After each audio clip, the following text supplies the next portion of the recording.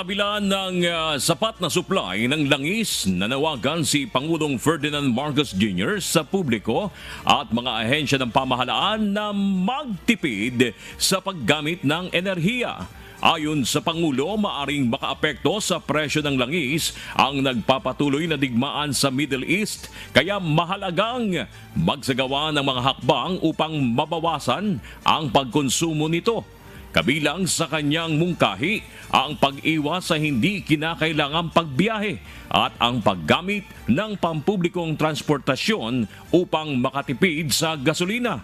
Hinimok din niya ang mga gumagamit ng pribadong sasakyan na mag-carpool at tiyaking hindi iisa lamang ang sakay upang mas maging epesyente sa paggamit ng enerhiya.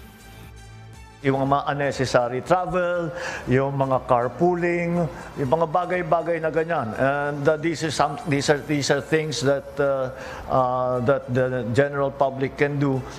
We encourage the use of public transport, private vehicles. Punuin naman ninyo yung sasakyan ninyo. Huwag yung isang tao lang ang gumagamit.